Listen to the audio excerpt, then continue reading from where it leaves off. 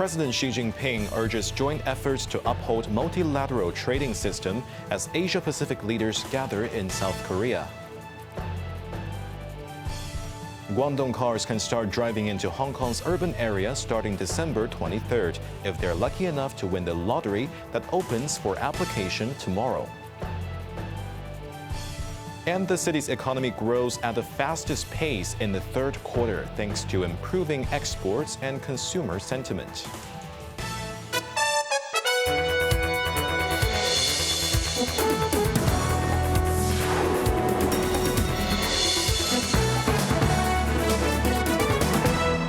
Good evening. You're watching Cable News. I'm Jeremy Chu.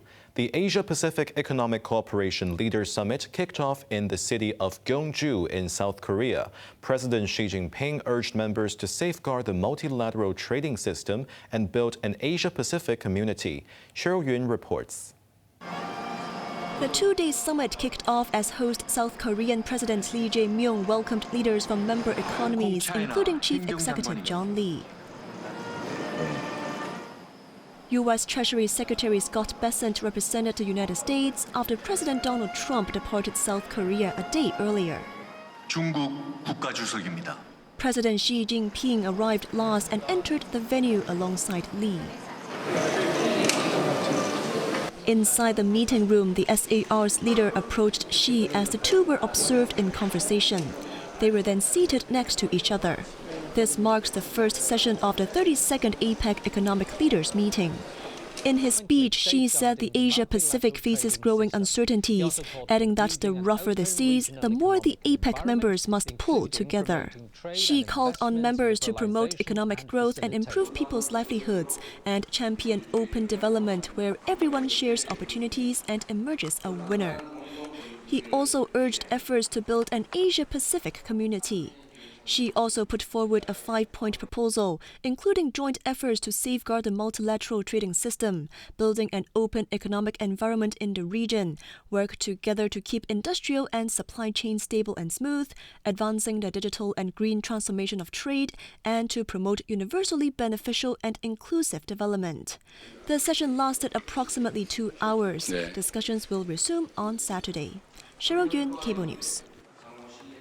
During the sidelines of APEC, Chief Executive John Lee met with leaders from various economies as part of his diplomatic push to promote Hong Kong. He invited them to visit Hong Kong more often and to actively explore new development opportunities with the SAR, including the northern metropolis. Jamie Liu reports. In a whirlwind of bilateral meetings, the Hong Kong leader met with senior United Arab Emirates official Sheikh Khalid bin Mohammed bin Zayed Al Nahyan, the Crown Prince of Abu Dhabi. Lee recognized the deepening cooperation between Hong Kong and the UAE in various areas, including tourism and trade. Trade has been growing very positively at an annual growth rate of 14%, reaching last year $16 billion. He expressed hope that the UAE will support a free trade deal between Hong Kong and the Gulf Cooperation Council. Lee then met with Singaporean Prime Minister Lawrence Wong, thanking the city-state's continued support for Hong Kong to join the regional trade pact RCEP. He invited Singaporean firms to invest in Northern Metropolis, highlighting collaboration potential in innovative technology and artificial intelligence. I think the ties between the two places have grown even stronger. The trade figures have grown very well, and Singapore remains the fourth largest trading partner of Hong Kong. It's either fourth or fifth, and it has been growing in numbers. And the people-to-people ties are very strong as well. Tourism, I'm very glad to be receiving a lot of tourists from Singapore. Lee also spoke to Kristalina Georgieva, managing director of the International Monetary Fund, and invited her to visit the city. The chief executive will attend the APEC leaders meeting tomorrow and give a summary of his trip to the media before returning to Hong Kong on Sunday. Jamie Liu, Cable News. A new cross-border driving scheme allowing motorists from 4 Guangdong cities to enter Hong Kong will open for applications tomorrow. Successful applicants will be able to drive into the city's urban areas starting December 23rd. The southbound travel for Guangdong vehicle scheme will initially be available to residents from Guangzhou, Zhuhai, Jiangmen, and Zhongshan, with plans to expand to the whole Guangdong province in 6 months. From 9 a.m. tomorrow, drivers from these 4 cities can register for a lottery draw for the first batch of 1,700 urban access permits, covering December and January. A maximum of 100 vehicles will be allowed into Hong Kong's urban areas each day. Successful applicants will be able to drive into the city via the Hong Kong-Zhuhai-Macau Bridge starting December 23rd, with each visit lasting up to 3 days. In a parallel arrangement, the airport authority will also begin accepting bookings tomorrow at 9 a.m. for its park-and-fly car park at the Hong Kong port. Approved drivers can use the automated car park from November 15th, allowing them to park and then transfer directly to the airport without entering the city. The facility will operate 24/7 with around 1,800 automated parking spaces. During the initial operation period, parking will cost $100 for the first 3 days, followed by $50 per day thereafter. Hong Kong's economy continued to weather the tariff wars and grew at an accelerated pace in the third quarter, beating estimates. Advanced estimates showed gross domestic product in the third quarter grew 3.8% year-on-year, a rate that is 0.7 percentage points higher than the second quarter's growth, marking the fastest pace in 7 quarters. During the period, total export of goods grew at an accelerated pace of 12.2%, while the rise in service export softened to 6.1%. Meanwhile, private consumption rose 2.1% and government expenditures saw a 1.6% growth. The government expected that the economy should see further solid growth for the rest of the year, driven by sustained moderate growth of the global economy in the near term, which should provide further support to the exports of goods. In addition, the renewed interest rate cuts in the United States since this September are conducive to boosting asset market sentiment, coupled with a gradual recovery in consumer confidence. These developments should lend support to local consumption and investment activity. Meanwhile, retail sales in September outperformed expectations, logging the fastest growth in nearly 2 years. September retail sales rose by 5.9% year-on-year to $31.3 billion, the highest growth since December 2023. However, looking at the first 9 months of 2025 altogether, the provisional estimate shows 1% decrease in total retail sales value compared to the same period in 2024. By category, sales of electrical goods and other consumer durable goods surged by 31.3%. The sales of jewelry, watches, clocks, and valuable gifts also increased by 9.1%. Looking ahead, the government said improving local consumer sentiment and sustained growth in inbound tourism are expected to continue providing support to the city's retail businesses. The government will pilot a community pharmacy program late next year, letting patients pick up public hospital prescriptions at neighborhood pharmacies at a much more affordable price. Industry experts believe the new model can promote a separation of prescribing and dispensing, while also cutting waste of medicines and cutting queues for patients. Cheryl Yun reports. Rolling out in phases from late 2026, the scheme aims to provide easier access to safe, affordable drugs and expert advice for daily health needs. One expert said the approach mirrors overseas models.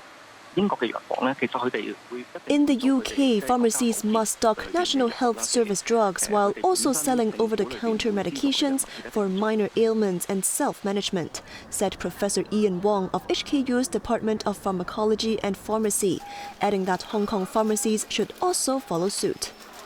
Wong said full separation of prescribing and dispensing hinges on doctors' and pharmacists' willingness, noting that both sides can benefit mutually. He preferred calling it medical pharmacy collaboration, where patients gain easier access to drugs, doctors save procurement time, and pharmacists manage therapy. Wang added that public hospital patients often receive bulk medications that expire or degrade in humid weather. The pilot allows smaller, regular refills to reduce waste. Speaking on the same program, Hong Kong Patients' Voices chairman Alex Lam welcomed the convenience of collecting medications near home, sparing patients repeated hospital trips. He noted that hospital authority dispensaries are often overstretched, and community pharmacies would give patients more time to consult pharmacists. Cheryl Yun, Cable News. Buckingham Palace is to completely strip royal titles and privileges of Prince Andrew following weeks of intense scrutiny over his links to convicted sex offender Jeffrey Epstein. According to an official statement, King Charles has taken the further steps of stripping his 65-year-old brother of all his royal titles. Andrew will no longer use the title Prince and will instead go by Andrew Mountbatten Windsor. Earlier this month, the former Duke of York has voluntarily given up his other royal titles. In addition, he will be required to leave his Windsor home, Royal Lodge, and is expected to move to private accommodation in the Sandringham estate, which is privately owned by the British monarch. Andrew, the second son of the late Queen Elizabeth II, has been embroiled in a sex scandal for years due to his close ties with the late American financier and convicted sex offender Epstein. He has consistently denied the allegations against him, which include a claim that he had sex with then 17-year-old Virginia Giuffre at a property owned by Epstein. Giuffre took her own life this past April. The Grand Egyptian Museum is finally holding its grand opening ceremony tomorrow after years of delays, with President Xi Jinping's special envoy and cultural minister Sun Ye-li in attendance. The mega-cultural landmark in Cairo houses over 50,000 artifacts from ancient Egypt, including the iconic gold mask of boy pharaoh Tutankhamun. Jamie Liu shares more. As the world's largest museum dedicated to a single civilization, it displays thousands of antiquities across 12 main galleries, organized by era and by themes such as society, religion, and doctrine. To deepen an immersive experience for visitors, the museum uses augmented reality to showcase ancient practices such as pyramid building and papyrus making. The museum also features a children's space designed with visual, auditory, and sensory elements to help young visitors explore ancient Egypt in an interactive way. Tutankhamun takes center stage in the museum's main attraction, a gallery featuring some 5,000 historical objects from his tomb discovered in 1922. While his reign was short and relatively unimportant in ancient Egypt, his tomb was the only one discovered almost intact. One of the most famous artifacts found was the funerary mask of Tutankhamun, made of copper-alloyed 23-karat gold, nearly 96% pure gold. First announced in 1992, the institution has been in the making of more than 2 decades, costing more than $1 billion. The complex covers 117 acres near the Giza pyramids, about the size of 4 Kai Tak Sports Park. Its foundation was laid in 2002. Since 2023, the museum has been partially open to tourists. Another major artifact of the museum is the statue of Pharaoh Ramses II, installed in the Grand Atrium. Jamie Liu, Cable News.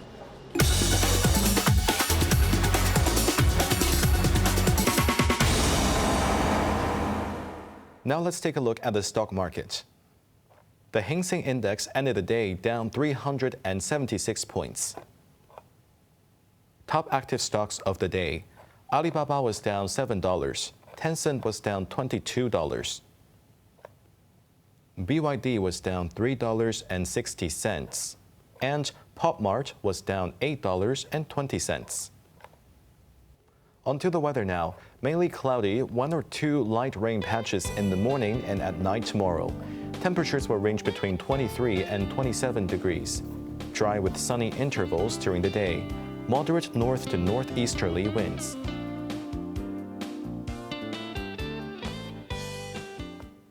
That's our news tonight. I'm Jeremy Ju. Thanks for watching and good night.